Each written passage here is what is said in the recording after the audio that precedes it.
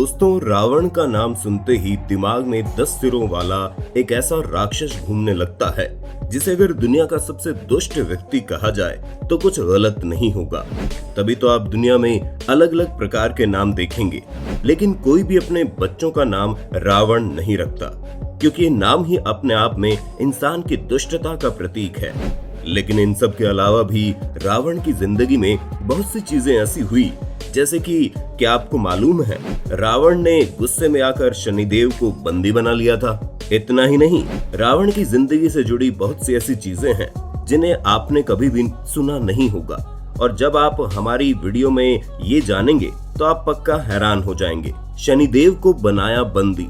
दोस्तों, ज्योतिष विद्या और ज्योतिष शास्त्र के बारे में तो आप लोगों को मालूम ही होगा, कुछ लोगों को तो इस पर यकीन भी होगा।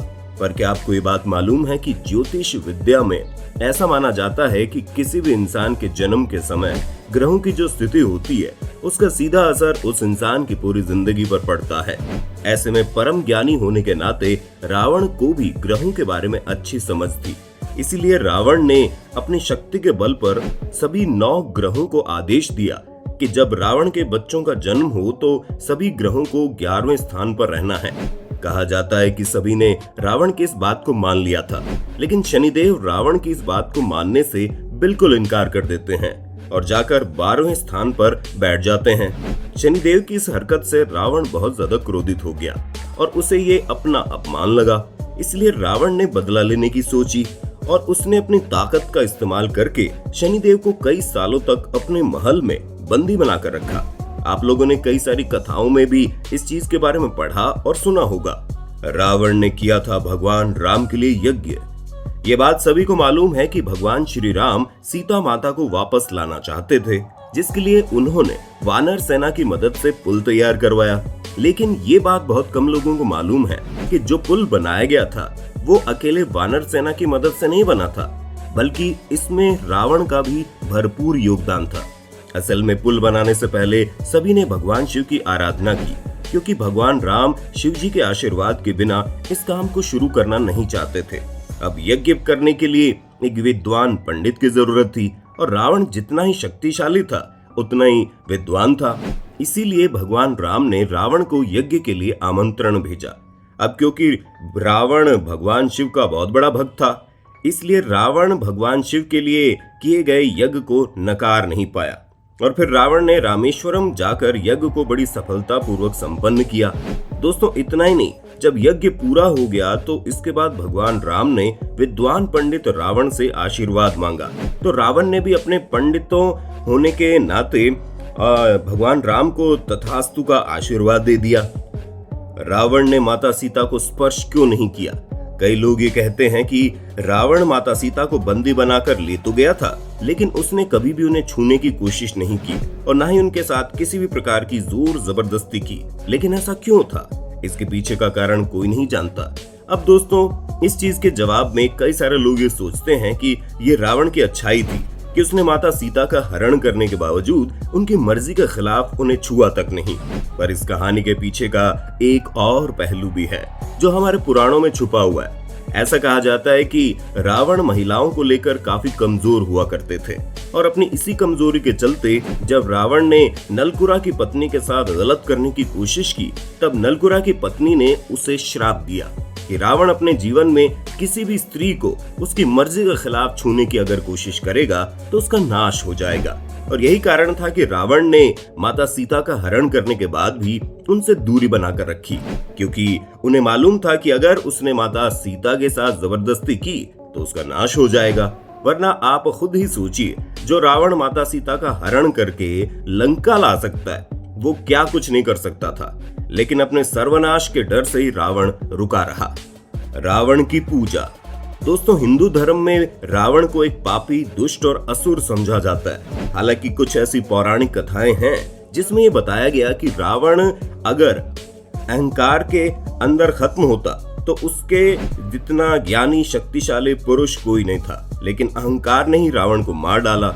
लेकिन क्या आपको ये बात मालूम है कि जैन धर्म शास्त्रों में भी रावण की कई सारी विशेषताओं और उसके गुणों का उल्लेख किया गया है। जैन पुराण के मुताबिक आने वाले तीर्थंकरों में भगवान महावीर की तरह रावण को भी जगह मिलेगी। यहाँ तक कि कुछ जैन तीर्थ स्थल ऐसे भी हैं जहाँ पर रावण की मूर्तियां भी देखने को मिलती है, और ये सब सिर्फ इसीलिए क्योंकि जैन धर्म के मुताबिक रावण एक शुद्ध ब्राह्मण और ज्ञानी पुरुष था। और हम भी आपसे यही कह रहे हैं कि हर किसी को रावण की तरह ही बुद्धिमान, अपने इरादों में पक्का और बलशाली होना चाहिए। लेकिन रावण की सिर्फ एक आदत जो किसी को नहीं अपनानी चाहिए, और वो है रावण का अहंकार। ये अहंकार अगर रावण में न होता तो आज रावण सच में कमाल कर देता, लेकिन उसके अहंकार ने उसे कहीं का न छोड़ा। रावण को वीणा बजाने में थी महारत। दोस्तों, ऐसे बहुत कम पुरुष भी देखने को मिलेंगे जो न सिर्फ बुद्धिमान हो बल्कि शक्तिशाली भी हो, और ये दोनों गुण तो रावण के अंदर थे। इसके अलावा वो कलाकार आदमी थे। जहां रावण को वीणा बजाने की कला में महारत हासिल थी, और अगर आपने कभी रामायण को ध्यान से देखा हो तो आप ये बात जानते होंगे कि रावण की सेना के झंडे पर वीणा का चित्र बना हुआ करता है। इसके अलावा कई ऐसा चित्र हैं जहां पर आपने रावण को वीणा बजाते हुए देखा होगा। कई पौराणिक कथाओं में भी इस बात का जिक्र किया गया है कि रावण को संगीत का बहुत शौक था और वो बहुत ही अच्छी वीणा बजाता था। सिर्फ इतना ही नहीं, कई सारी कथाओं में ये सुनने को मिलता है कि रावण इतनी ज्यादा मधुर वीणा बजाता था कि देवी देवता भी उसकी वीणा की आवाज सुनकर प्रफुल्लित हो उठते थे, और उसका संगीत सुनने के लिए वो स्वर्ग से सीधे धरती पर आ जाते। ऐसा भी माना जाता है कि रोज रावण भगवान शिव को प्रसन्न करने के लिए भक्ति में लीन होकर वीणा बजाता था।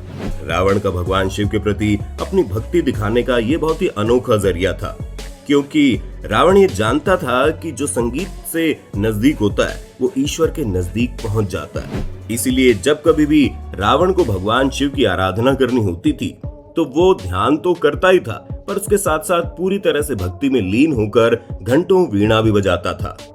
रावण के नाम के पीछे की कहानी।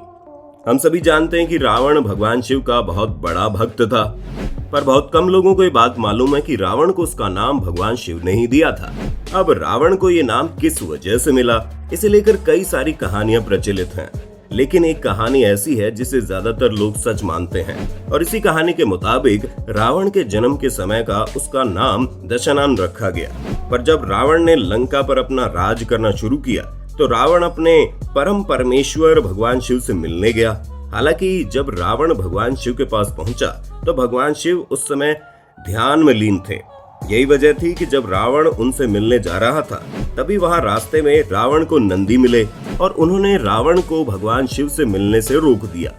इसीलिए गुस्से में आकर रावण ने पूरे कैलाश पर्वत को उठा लिया, जिसके कारण भगवान शिव का ध्यान भंग हो गया और वो बहुत ही ज्यादा क्रोधित हो गए, और फिर उन्होंने अपना पैर कैलाश पर्वत पर टिका दिया।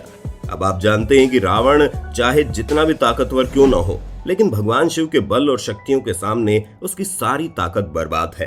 तभी तो भगवान शिव के पैर टिकाते ही रावण की दोनों हाथों की उंगलियां कैलाश पर्वत के नीचे दब जाती हैं। जानकार कहते हैं कि उंगलियों का पर्वत के नीचे आने की वजह से रावण को इतना दर्द होता है कि वो जोर जोर से चीखने लगा। रावण के मुंह से निकली दर्द भरी चीख इतनी ज्यादा भयंकर थी कि उससे पूरी धरती हिल रही थी। यही कारण है कि भगवान शिव ने उसे रावण नाम दिया, जिसका मतलब होता है जोर से चिल्लाने वाला इंसान। हालांकि रावण का ये जो नामकरण है ये इतनी आसानी से नहीं हुआ था, क्योंकि भगवान शिव के क्रोध के सामने रावण का दर्द कुछ भी नहीं था।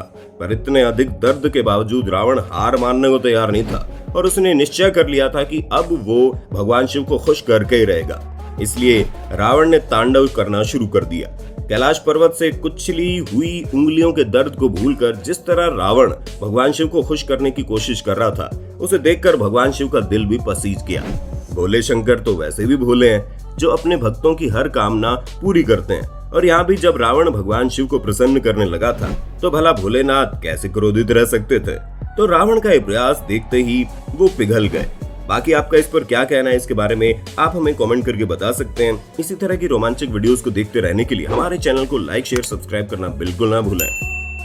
दोस्तों, आपकी स्क्रीन पे 2 और वीडियोस दिख रही हैं, जिसे देखने के लिए आप इस स्क्रीन पर क्लिक करें। दोनों देखिएगा, बहुत अच्छी वीडियो बनी है।